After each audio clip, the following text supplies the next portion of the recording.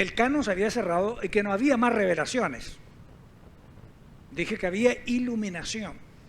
Es decir, la persona tiene que orar para que el Espíritu Santo le ilumine a entender eso que fue revelado. Pero quiero decir una cosa.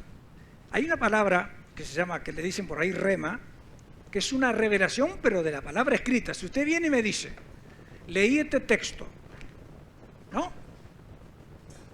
Y Dios me reveló algo que estaba ahí que yo no me daba cuenta, y predica de eso, fantástico.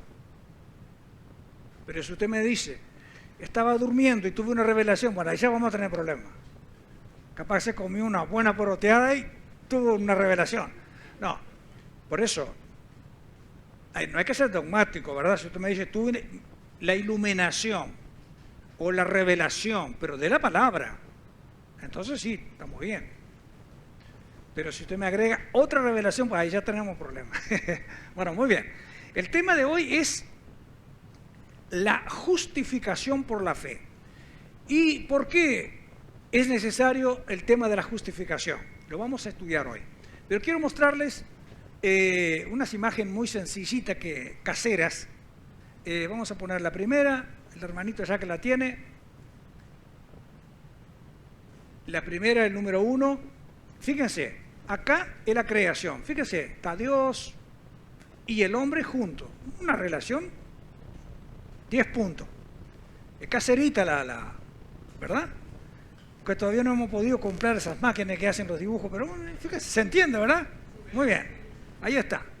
Comunión, acá está el hombre, en comunión con Dios, el hombrecito ahí. La segunda imagen. Ahí ya tenemos problema. El hombre está acá y Dios está acá y hay algo que lo parte al medio que se llama pecado. Y tenemos cantidad de textos que explican la situación. Así que hubo una separación. El hombre quedó separado por esa conducta, ¿verdad? Y la siguiente, ahí estamos nosotros ahora buscando la reconciliación. Ahí estamos nosotros buscando ¿qué cosa? Volver, justificarnos, llegar ante Dios, volver a reconectarnos con Dios. Ya estamos de rodillas y vamos a estar ahí hasta que Cristo venga, ¿verdad? Bueno, esas 3 imágenes, alguna puede quedar ahí, es solamente para ilustrar la necesidad que el ser humano tiene, toda la humanidad, de volver a conectarse con Dios. Entonces, pregunta de inicio. A vuestro entender, ¿no? ¿Cuál es el regalo más grande o más importante que Dios da al ser humano? La salvación del alma, ¿verdad? La salvación. Ese es el regalo. ¿Por qué digo regalo? Porque es gratis. Por eso, ¿no? Por gracia, no se paga. Entonces, por supuesto que la salvación. Ahora, en ese acto salvístico ocurren varias cosas simultáneas, ¿no?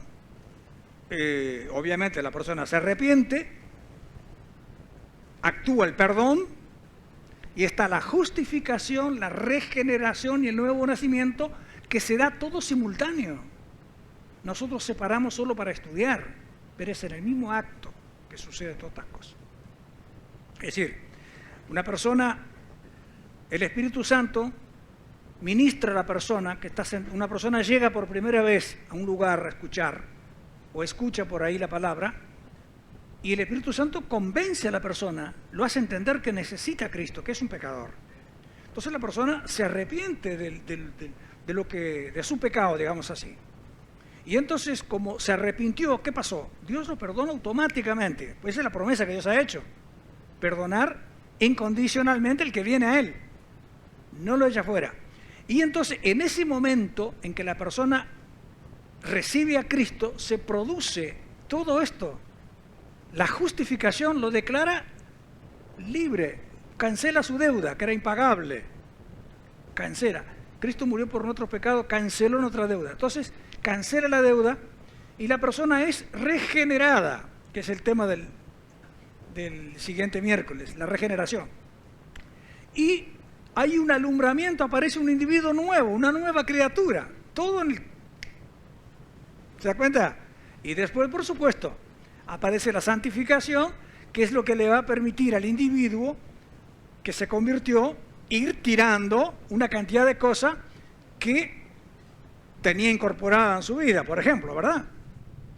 Yo cuando me convertí todavía tenía una cajilla de cigarrillos acá y un montón de cosas para tirar y hábitos, y tuve que, obviamente, en ese momento Dios lo perdona y lo justifica y lo declara una nueva criatura, pero hay cosas que yo tengo que empezar a ordenar. Entonces es la santificación, que es el otro tema, que es el que va, que eso nos acompaña, es progresivo, ¿verdad?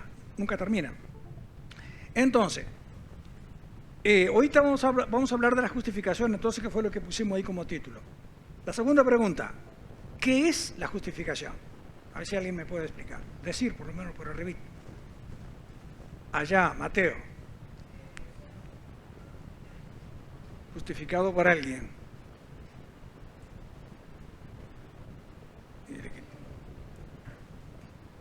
Está bien. Está justificado. ¿Alguien más que quiera agregar, decir algo acerca de la justificación?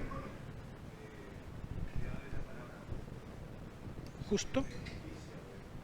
De justicia.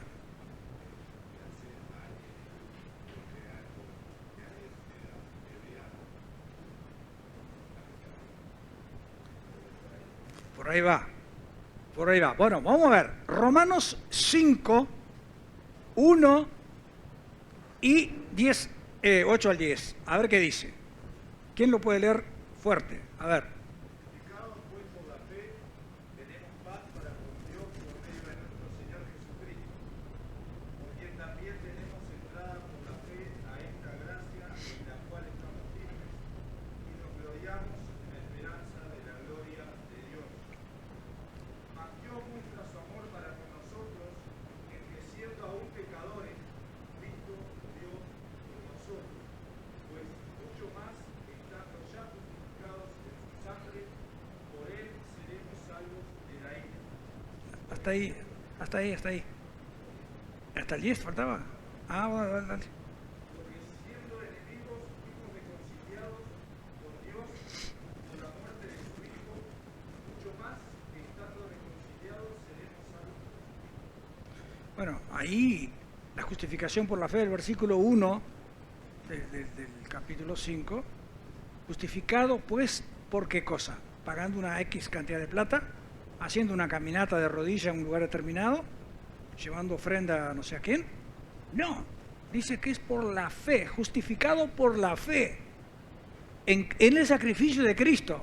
Entonces ahí los restos de los versículos mencionan que es la única forma que tiene el ser humano de quedar libre de culpa y digamos, Dios nos ve a través de Cristo, nos ve como que nunca hubiésemos pecado.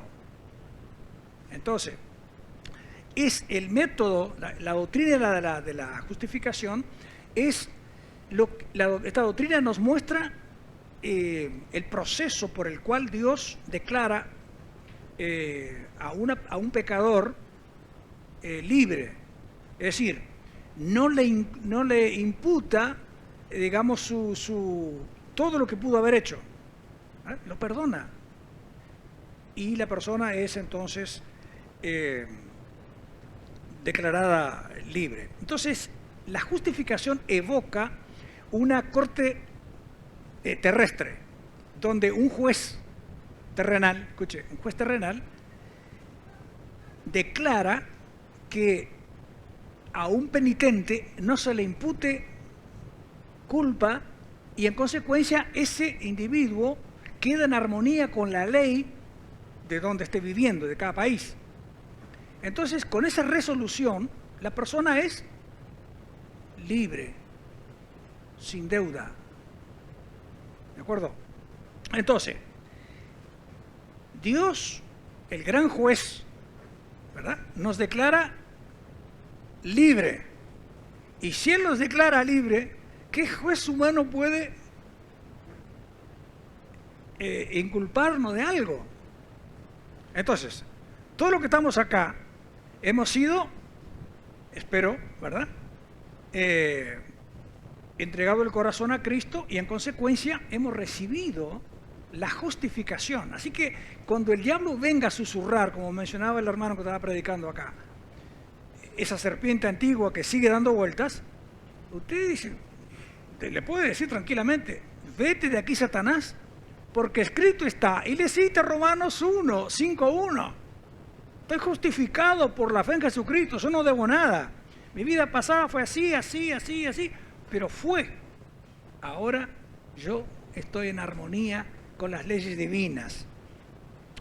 Entonces, pero ¿dónde se originó la necesidad de justificarse, de estar en armonía con un ser superior?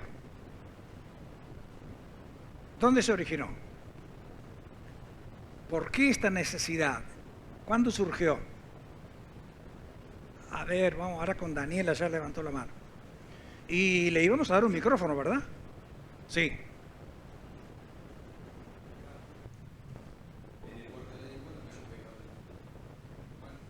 Cuando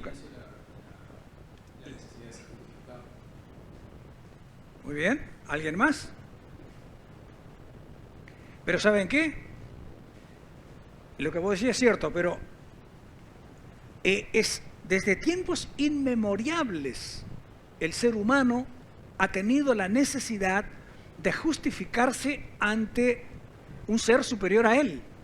En las cavernas los arqueólogos han encontrado que los primitivos individuos que no tenían el concepto de Dios encontraban símbolos religiosos que ellos fabricaban procurando encontrar que eso que ellos fabricaban, esos dioses, entre comillas, ¿verdad? Que no eran dioses, pero bueno, que los prepararan para el más allá, porque son conscientes que hay un más allá, ¿no? Estoy hablando del tiempo de las cavernas, ¿no? Allá de muy lejos para atrás. Pero unos cuantos siglos antes de Cristo, ya en los temas bíblicos encontramos a Job, un individuo del Antiguo Testamento, que ya se hacía la pregunta. Y ahí tenemos Job 9, 1 y 2, que ¿quién lo tiene por ahí? O 8, 22 y 9, 1 y 2. A ver, ¿quién lo tiene? Sí. Job 8:22. Tus enemigos se cubrirán de vergüenza y desaparecerán las moradas de los malvados. Sí. Job entonces replicó, aunque sé muy bien que esto es cierto, ¿cómo puede un mortal justificarse ante Dios? Claro. Fíjese, ¿cómo puede un mortal justificarse ante Dios? Lo estaban acusando a Job. Estoy hablando de... Alguien dice que fue 950 años antes de Cristo. No tengo la precisión. Capaz alguien puede saber acá cuántos años antes de Cristo, pero siglos y siglos y siglos para atrás, ¿no? Él ya sentía la necesidad de justificarse y hacía la pregunta, ¿cómo se justificará el hombre? Esa es la pregunta que se hace él. ¿Cómo se justificará el hombre con Dios? Estaba haciendo la pregunta, ya se da cuenta. Pero, ¿por qué digo esto? Porque después, más adelante, ya, digamos, después de Cristo, siglos después de Cristo, un cura medieval llamado Martín Lutero tenía la misma pregunta que tuvieron los que estaban en las cavernas, que tenía Job, y él también. Y él decía, ¿no? ¿Cómo se justificará, digamos, el hombre? Y en esa búsqueda, porque este hombre era tan sincero que buscaba, buscaba y buscaba y no encontraba paz en el corazón. Por eso que las imágenes que mostraba ahí, el hombre de rodillas buscando paz, buscando la reconciliación. Y este cura, un buen día, imaginen dónde encontró la respuesta a su vacío. Entendió al fin dónde era el único lugar que se puede encontrar, ¿no, verdad? Entendió Romanos 5:1. Dijo, estaba ahí, yo no me daba cuenta. Y se convirtió en un formidable predicador que, bueno, se produjo la reforma, ¿no? Él no fue el único, pero digamos, uno de los grandes de la reforma protestante, porque entendió ya, pero entonces, porque no había forma, le habían enseñado que era mediante ritos y haciendo esto, ofrendas acá y yendo acá y de rodillas allá. Y él era un cura, ¿verdad? Así que él tenía todo ese conocimiento, pero no encontraba paz. Y entonces, a decir de Agustín de Hipona, en lo más profundo del corazón del individuo hay un rinconcito, una forma de Dios, dice él, ¿no? Y solo Dios calza ahí. O sea que el hombre, a menos que consiga que Dios entre ahí, ese lugar siempre estará vacío. Nada más calza ahí, ¿no? Entonces el hombre va a sentir paz, va a sentir tranquilidad, va a sentir no la paz decretada, como hace unos años atrás lo decretó el gobierno de Venezuela. Declaro un mes de paz. Esa declaración fue solamente verbal, porque pasó de todo. Claro, hermanos, la paz no es mediante una declaración humana. La paz se obtiene, por eso Jesús dijo, mi paz os dejo, mi paz os doy, no como el mundo la da. ¿No? Porque la paz no es ausencia de guerra, es esa tranquilidad interna que le da el haber conocido al Señor y haber abandonado. Es decir, yo vivo acá tranquilo, porque cuando Dios diga, vámonos, pues nos vamos. No estoy apurado en irme, ¿no? Pero no tengo ningún apuro, pero bueno, no hay nadie apurado. Está como un predicador estaba haciendo una predicación tremenda acerca de Job, del antediluviano, dije Lot, está bien, es Lot. Sí, el antediluviano Lot. Entonces estaba predicando y estaba muy enfáticamente diciendo, y el Señor lo llevó, lo traspuso Dios. Y luego hizo la pregunta, ¿quién quiere ser como Lot? Y levantaron las manos un montón, ¿no? Y dice, y desaparecer, bajaron las manos todas inmediatamente. Porque Lot desapareció. ¿Ves? Entonces querían ser como Lot, pero no querían desaparecer. Así que no tenían apuro por abandonar la tierra. Así que, ahora,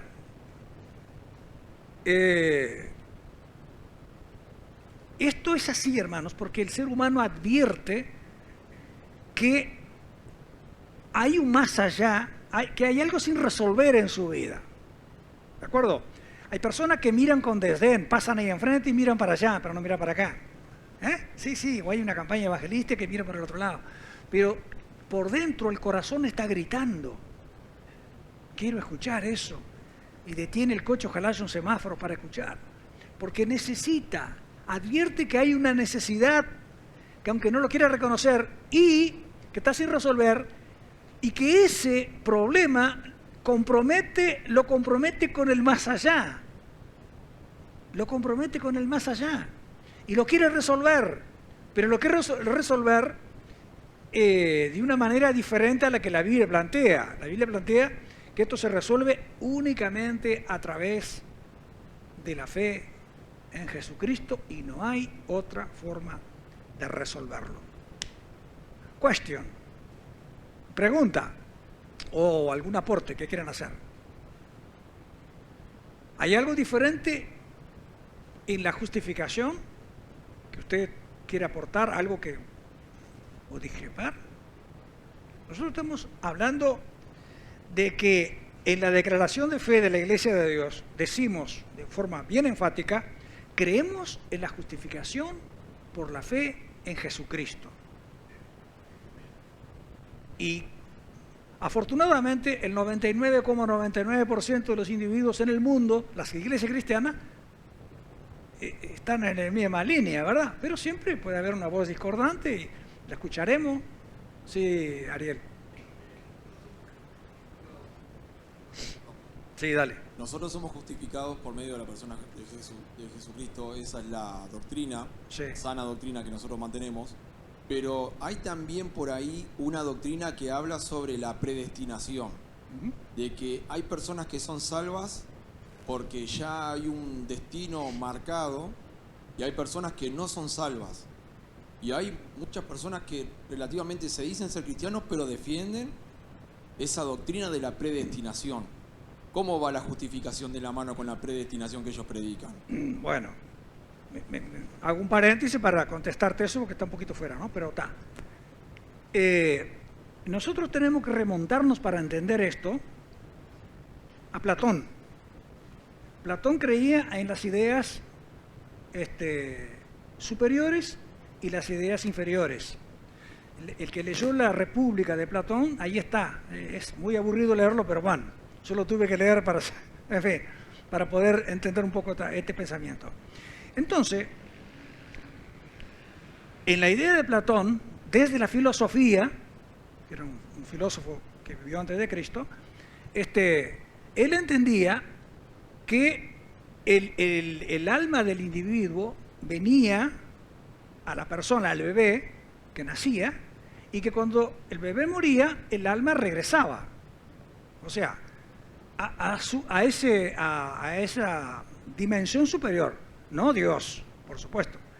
Entonces, Agustín de Hipona, que lo cité hace un rato, que vivió en el siglo III final y parte del IV, era un filósofo también y teólogo, era muy afín a las ideas, estaba muy impactado, impregnado por las ideas de Platón.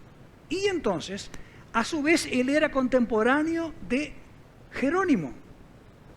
Jerónimo, el autor o el traductor de la Vulgata Latina, primera Biblia del latín, que se traduce de la Septuaginta. Entonces, ahí hay un hilo finito.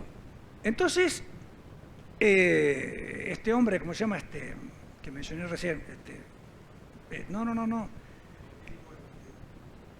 Jerónimo, que era contemporáneo de Agustín, entonces fue influenciado por él. Y él veía desde la teología, no desde la filosofía, este punto. Y coloca esa palabrita ahí, porque decimos, ¿cómo aparece la palabra predestinación en nuestras Biblias? Entonces, ¿se da cuenta cómo viene la mano? ¿De dónde viene? Entonces, porque si nosotros creemos en la predestinación, entonces decimos que Dios discrimina. Ahora, todos seríamos predestinados en Cristo. Todos somos predestinados en Cristo. El que recibe a Cristo y el que lo rechaza, bueno. Pero digo, si no, ¿para qué yo me voy a preocupar en guardar mi santidad? Si total, si estoy predestinado a perderme, me voy a perder. ¿Se da cuenta? A perderse directamente. Exacto, Esa sería la lógica. Es una doctrina bien diabólica, ¿no? Que nosotros no la aceptamos. Eso llevaría toda una explicación mucho más profunda, ¿no? Pero un pantallazo acerca del origen de esa palabrita que aparece ahí en la Biblia, pero que está traída de los pelos desde un pensador filosófico y por su influencia llega a la Vulgata, de donde salen las lenguas vernáculas o del lugar para las traducciones que tenemos, una traducción en español, inglés, francés y demás. ¿Ah? Bueno, muy bien, por ahí vamos. Hay bastante para revolver ahí, para encontrar algunas cuestiones. Entonces, fuera de Cristo no hay justificación. Toda la justificación aparece en la persona, e incluso le digo más, las personas que fueron creyentes o piadosos, porque no eran cristianos, por supuesto, ¿verdad? Los del Antiguo Testamento, eran personas piadosas. ¿Recuerdan? Cornelio era un hombre piadoso y Dios se encargó de, como era piadoso y estaba orando a Dios, a su forma, le envió la palabra. Así que si un este cura muy sincero, bueno, si fuera sincero ya se hubiera convertido. Como se convirtió Lutero, Agustín, otro, ¿cómo se llama? Bueno, hay unos cuantos que se convirtieron. Claro, cuando abren el corazón, Dios se encarga de... Entonces, cualquier persona del Antiguo Testamento, que eran personas honestas, personas que no conocían a Jesús, pero entendían que Dios era lo único que había, entonces la obra de Cristo es retroactiva, es para el presente aquel, futuro y para el pasado. Jesús hizo un sacrificio completo, ¿de acuerdo?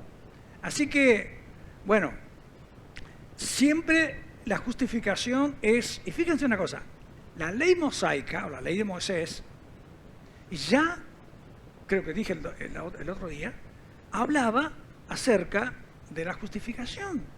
Lo mismo que preguntaban los antiguos, que preguntó Lot, y que, mire, Romanos capítulo 4, ¿quién lo tiene? Versículos 17 y 18 y 23 al 25. A ver, ¿quién lo tiene? Como está escrito, A ver. te he puesto por padre de muchas gentes, delante de Dios, a quien creyó, el cual da la vida a los muertos y llama a las cosas que no son como si fuesen. Él creyó en esperanza contra esperanza, para llegar a ser padre de mucha gente conforme a lo que se le había dicho, así será tu descendencia. Romanos 4, 17 y 18 y 23 al 25. 23. Y no solamente con respecto a él se escribió que le fue contada, sino también con respecto a nosotros a quienes ha de ser contada. Esto es a los que creemos en el que levantó de los muertos a Jesús, Señor nuestro, el cual fue entregado por nuestras transgresiones y resucitado para nuestra justificación. ¿Se da cuenta? Que ya en la ley de mosaica ya estaba, el apóstol Pablo escribiendo a los romanos les dice, ya estaba planteado el tema de la justificación por la fe, que Dios habría de justificar en Jesús a todos los que obedecieran su palabra. Ahora, ¿por qué digo la ley no tenía el propósito de justificar a nadie? La ley tenía otro propósito. ¿Saben cuál era? El propósito de la ley era mostrar, funcionaba como un espejo, mostrar que teníamos las caras sucias, pero no tenía el poder para limpiarla. O un termómetro que puede indicar cuánta temperatura se tiene, lo que se está midiendo, pero no tiene el poder para bajar ni subir la temperatura. Solo muestra. Sé que la ley mostraba que éramos un desastre, pero no tenía ningún poder para resolverlo. Y por eso que todo apuntaba a Jesucristo. Todo apuntaban al que vendría, que ese sí justificaría por fe, a todos quienes se acercaran a Dios, ¿verdad? Pidiendo perdón por sus pecados, por supuesto. Entonces, ahí está el misterio de la justificación. Ahora, un salmista tomado por el Espíritu Santo dijo algo bien interesante. Y lo vamos a leer en la Biblia, van a ver un misterio que hay ahí. Salmo 85, versículos 10 y 11. A ver si puedo explicar. Que me lo lean fuerte y claro, como dice alguien, ¿no? Sí, hermano Julio. La misericordia y la verdad se encontraron. La justicia y la paz se besaron. Se besaron. La verdad brotará de la tierra y la justicia mirará desde los cielos. Desde los cielos. Pero la primera parte, el primer versículo dice que la justicia y la verdad se besaron. Muy bien. Cuando habla de la justicia, habla de la justificación, que es lo que decía Gonzalo hace un rato. Estaba relacionado, ¿verdad? De la justicia de Dios. ¿No? Pero a su vez también habla de la verdad. Aquella verdad que decía enfáticamente, el alma que pecare, esa morirá. ¿No? Esa es la verdad. Eso es lo que dice la Biblia. El alma que pecare, esa morirá. Pero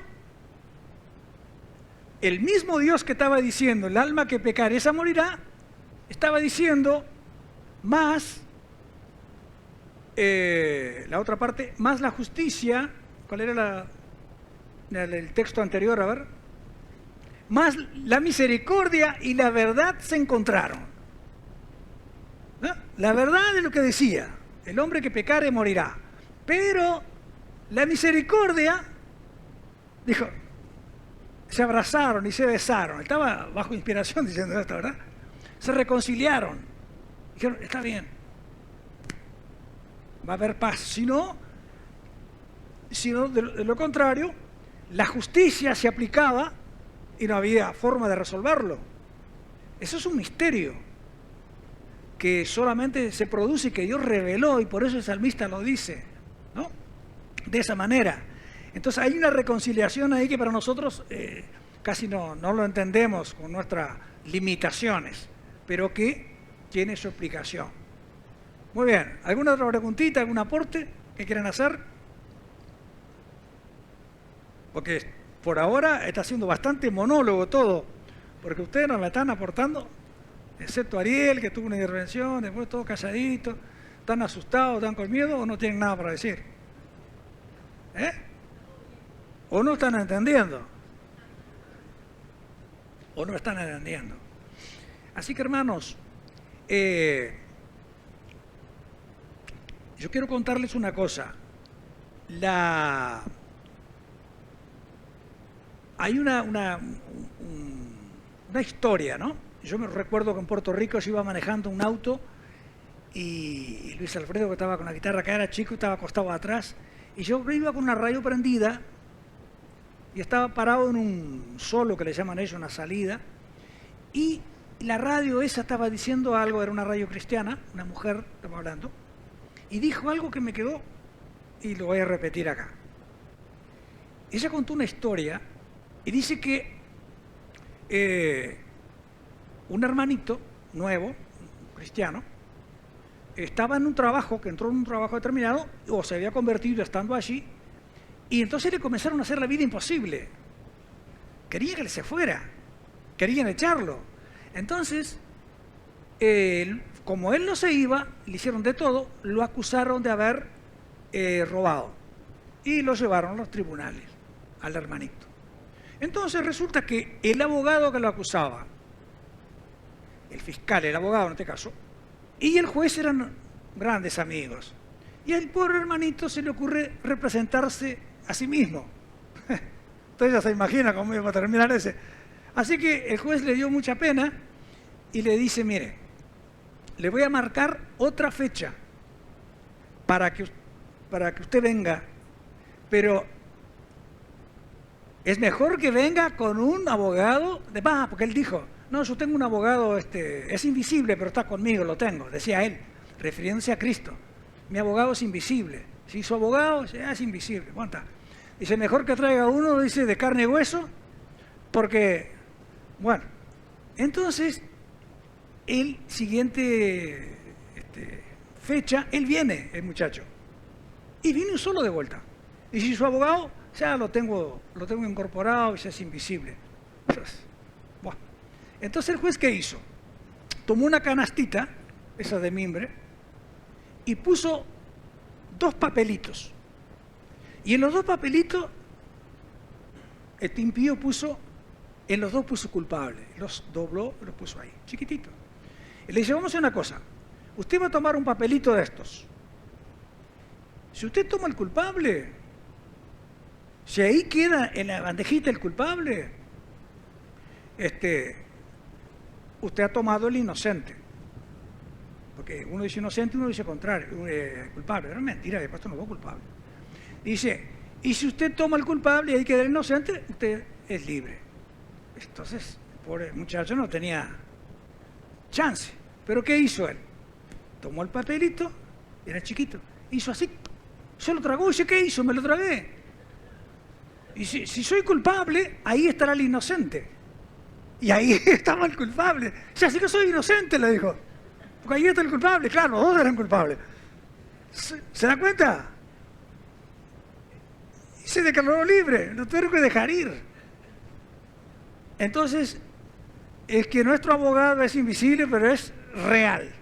Y defiende cuando nos... Entonces, un juez de la tierra puede hacer alguna maniobra, pero si el gran juez, como en este caso, Dios, nos declara libre, nos declara sin culpa, ¿quién nos puede acusar?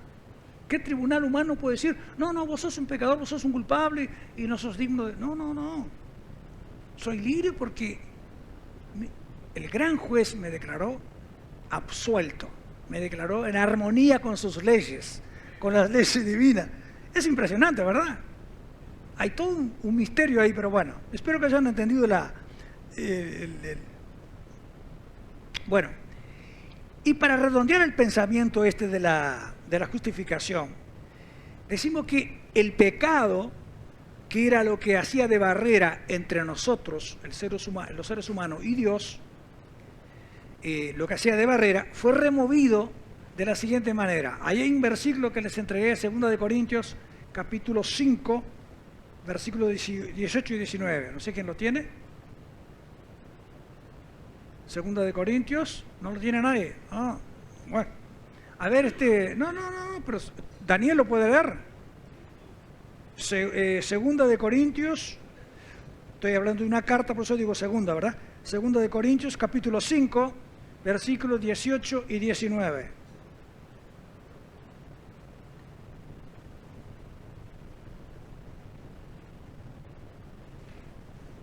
Ahí está.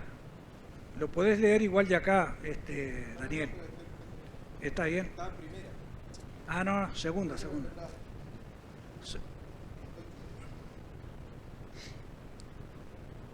Todo esto proviene de Dios, quien nos reconcilió consigo mismo por Cristo y nos dio el ministerio de la reconciliación.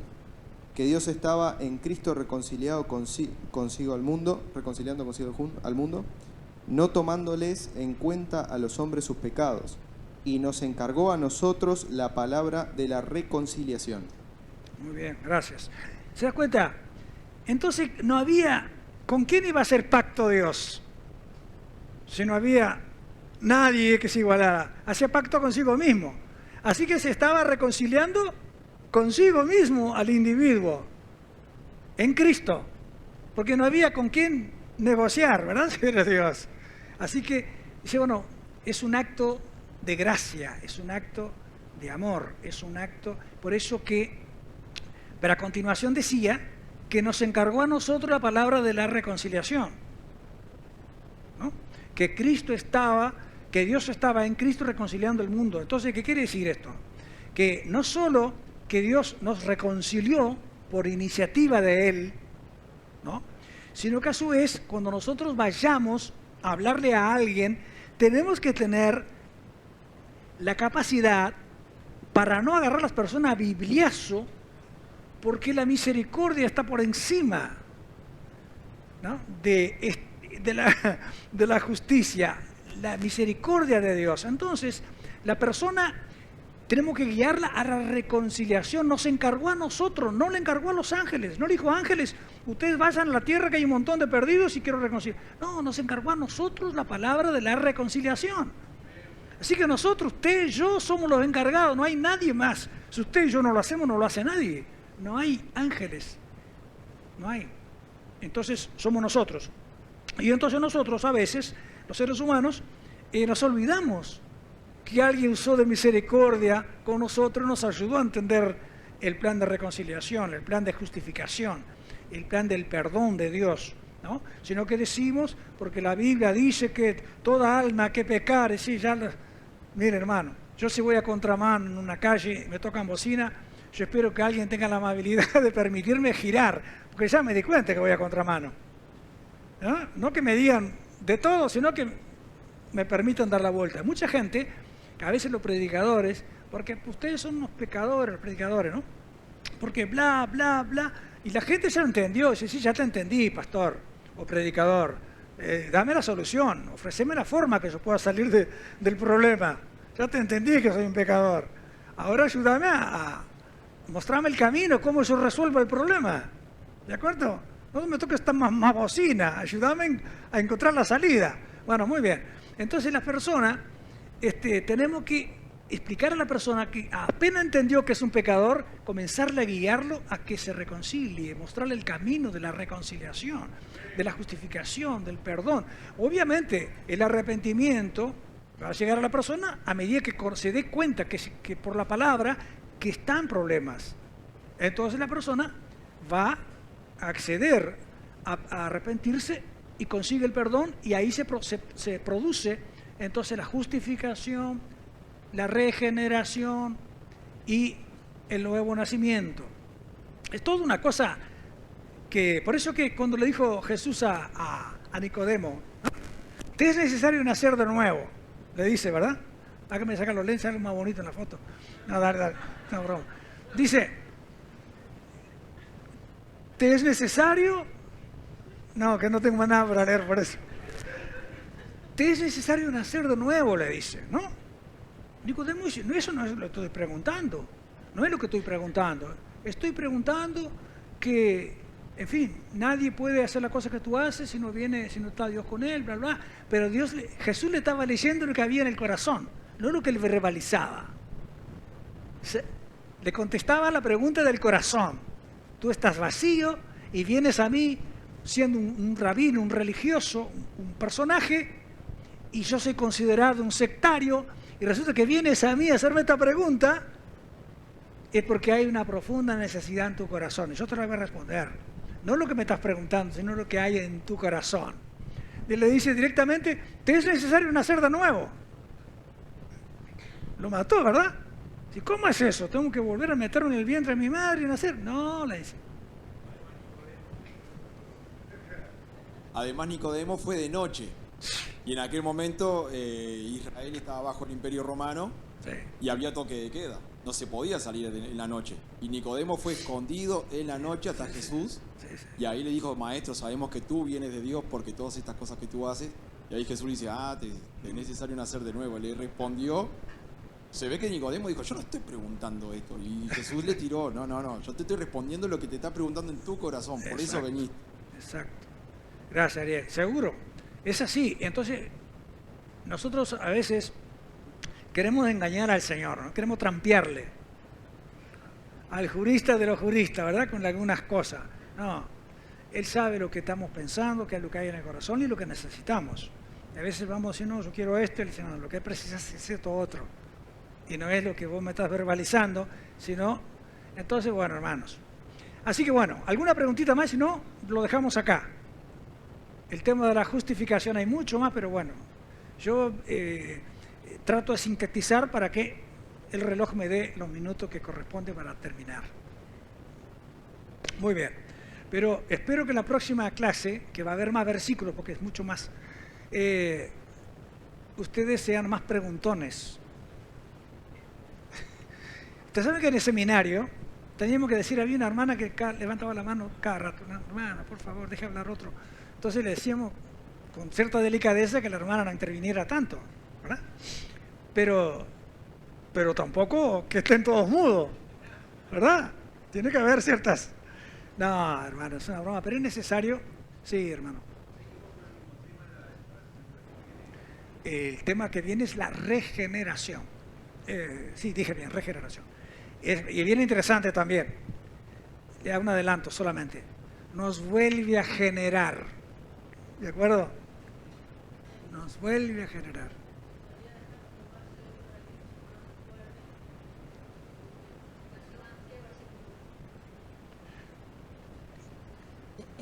Para dejar como base que los hermanos recuerden el tema que se trató hoy, justificación basados en Romanos 5.1, para que los hermanos recuerden. Sí. Bueno, Romanos 5.1. Lo anotaron, ahí vi que varios hermanos estaban anotando. Bueno, Romanos 5.1. Da mucho más detalle, en Romanos 3 habla más profundo también. Sí, hay una cantidad de versículos. Ahí mismo Romanos 3 habla de la justificación por la fe. Claro. Habla mucho más desplayado. Sí, yo seleccioné algunos textos porque hay una enormidad en el Nuevo Testamento. Ahí, sinceramente, hay una enormidad. Pero, sabiendo que hay que sintetizar, entonces cogí algunos para mostrar la doctrina, que no es un capricho de la Iglesia de Dios, poner creemos en, sino que hay una doctrina extendida con relación a eso. Muy bien, vamos a orar y lo dejamos acá, ¿de acuerdo? Padre, en el nombre de Jesús, gracias por permitirnos compartir, Señor, con mis hermanos que, Señor, han hecho el esfuerzo por estar.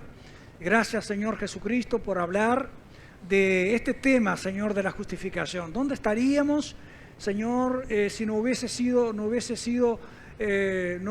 sido justificados? No hubiésemos entendido, Señor, que solamente tú en la cruz del Calvario pudiste, Señor, pagar nuestra deuda, cancelarla, declararnos libre. Te damos muchísima gracia y te rogamos que nos permita estar a la altura de la circunstancia y no fallar, Señor, no ser desagradecido, Señor, sino que al contrario, hacer lo que tú nos has encargado, ser ministros de la reconciliación, compartir con nuestro prójimo como han compartido con nosotros otras personas, Señor, ministerio preciosísimo de compartir tu santa palabra. Guía a mis hermanos de regreso, guárdales a cada uno conforme a tu misericordia. En el nombre de Jesús. Amén. Muy bien, muchas gracias.